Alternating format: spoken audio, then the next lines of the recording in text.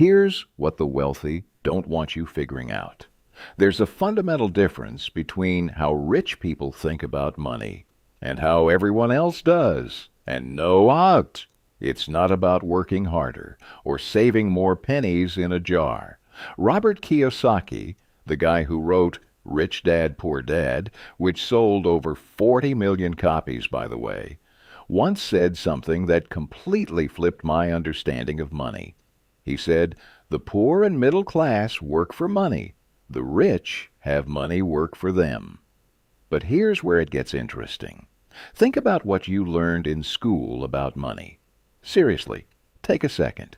You learned algebra. You learned about mitochondria being the powerhouse of the cell. You maybe even learned how to dissect a frog.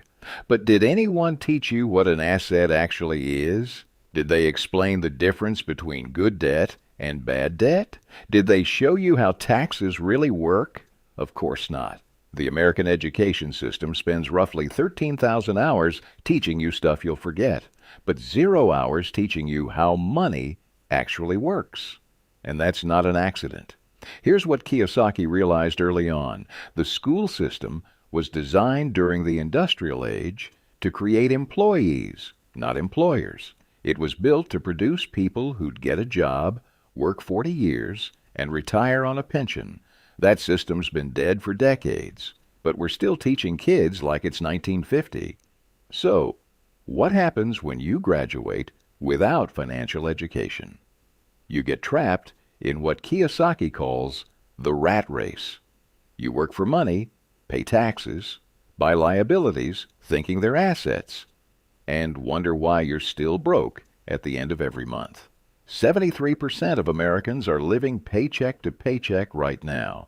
That's not because they're lazy, it's because nobody taught them the rules of the game. Let me give you a concrete example. Your house, the one you're paying a mortgage on, most people think that's an asset. Wrong. If it's taking money out of your pocket every month in mortgage payments, property taxes, and maintenance, it's a liability. An asset is something that puts money into your pocket. That rental property generating $2,000 a month in passive income while you sleep, that's an asset. Your primary residence that cost you $3,500 a month, that's a liability, dressed up to look pretty. But wait, it gets worse. In 1971, President Nixon did something that completely changed the game. He took the U.S. dollar off the gold standard. Before that, every dollar was backed by actual gold sitting in a vault. After 1971, your money became what Kiyosaki calls fake money. What does that mean for you?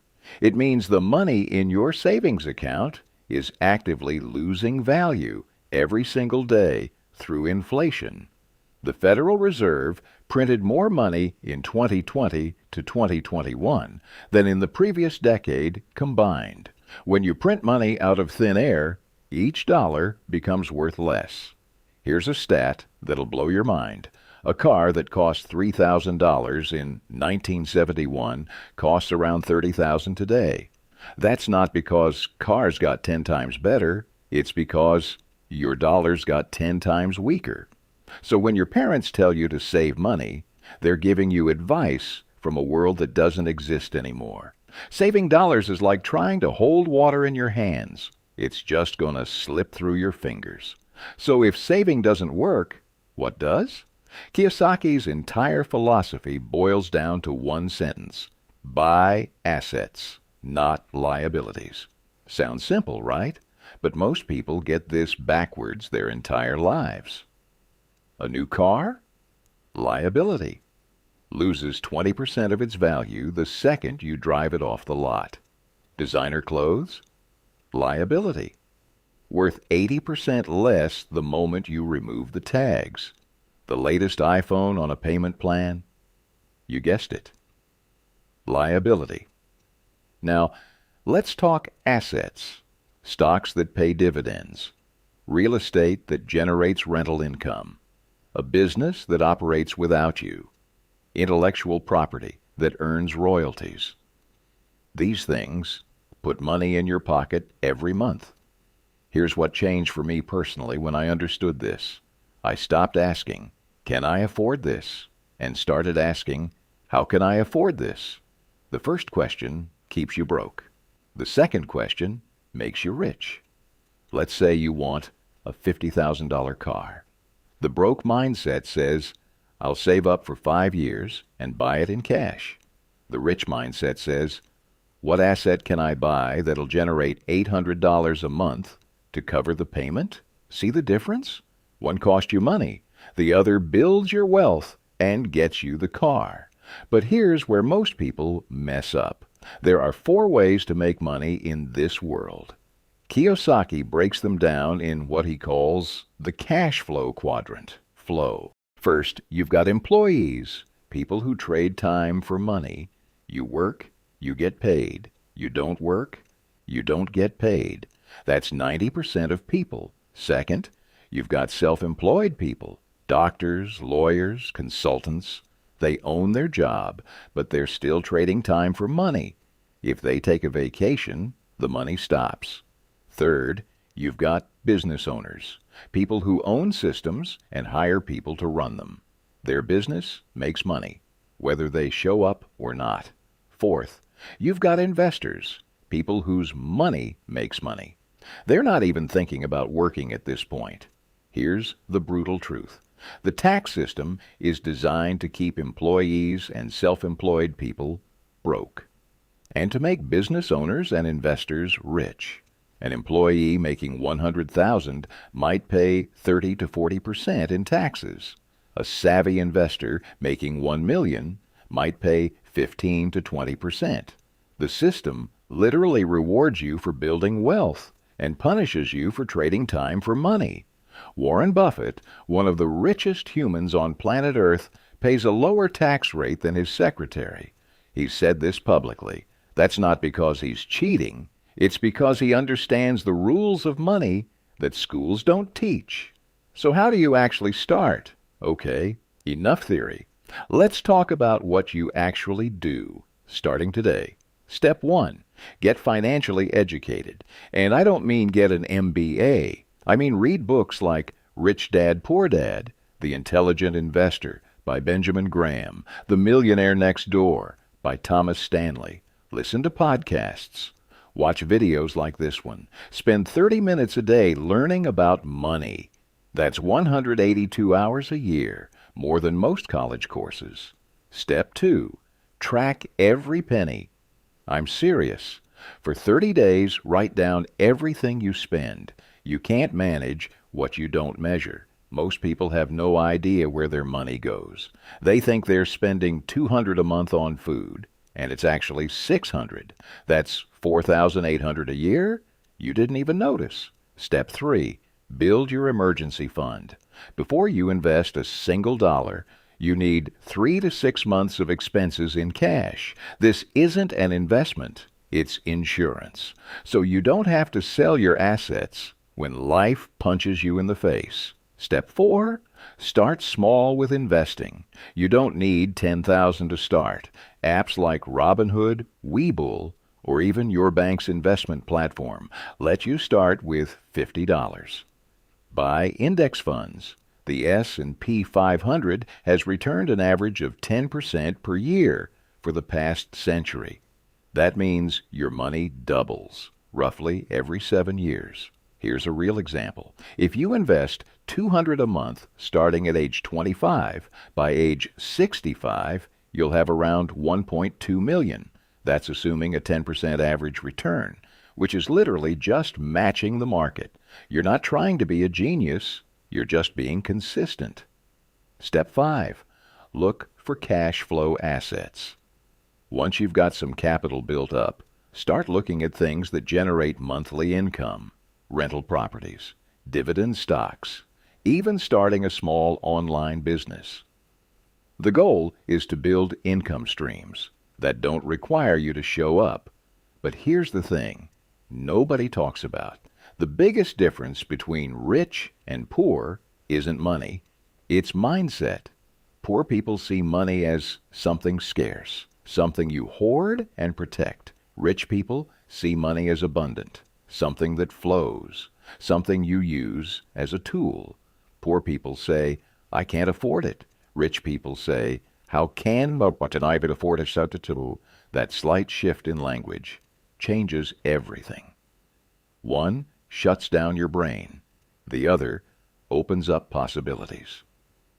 Kiyosaki talks about how his poor dad, his biological father, a highly educated teacher, would say things like, money doesn't matter, and I'll never be rich. His rich dad, his friend's father, who built a business empire, would say, money is power, and I'm going to be rich. Guess which belief system created wealth? Your thoughts literally create your reality. If you believe you'll always be broke, you'll find ways to be right. If you believe wealth is possible for you, you'll start seeing opportunities everywhere. Here's a study from Yale in 2019. People who believe they can improve their financial situation are 3 times more likely to actually do it compared to people with a fixed mindset about money. Your beliefs aren't just thoughts, they're predictions you work to make come true. So let's talk about the elephant in the room. But investing is risky. Yeah, you know what's riskier? Working for 40 years, hoping your company keeps you, hoping Social Security doesn't collapse, hoping inflation doesn't eat your retirement. The riskiest thing you can do is put all your eggs in one basket, your job. Companies downsize, industries die. Technology replaces workers. Your job security is an illusion. Diversification isn't just for your investments. It's for your income streams. You should have multiple ways money comes to you. That's real security. Here's another mindset flip. Poor people work for money and spend it. Rich people work for assets and let those assets buy their luxuries. Kiyosaki doesn't buy cars with his paycheck. He buys them with the cash flow from his real estate. See the difference? One depletes his wealth. The other proves his wealth is working. Let me wrap this up with something powerful. Look, nobody's coming to save you. Not your employer, not the government, not your parents. Financial freedom is something you have to build yourself, brick by brick, dollar by dollar. But here's the good news. You live in the greatest time in human history to build wealth. You've got access to information that billionaires didn't have 30 years ago. You can start investing with $5. You can start a business with a laptop and an internet connection. You can learn anything for free on YouTube. The only question is, are you going to use these tools, or are you going to keep doing what everyone else does, trading time for money until you're too old to work? Robert Kiyosaki started with nothing. He failed multiple times, but he kept learning, kept investing, kept building, and now he's worth over $100 million. You don't need to be worth $100 million, but you do need to be worth more next year than you are today. And that starts with changing how you think about money. So here's what I want you to do right now. Pick one book about money and commit to reading it this month. Open an investment account, even if you only put in $20 to start. Track your spending for the next 30 days. Those 3 things won't make you rich overnight, but they'll put you on a path that leads somewhere different than where you're headed now. Because here's the truth they don't want you to know. Being broke is a choice. Not an easy choice to escape, but a choice nonetheless. And you're one decision away from starting a completely different financial story. The question is, are you ready to start writing it?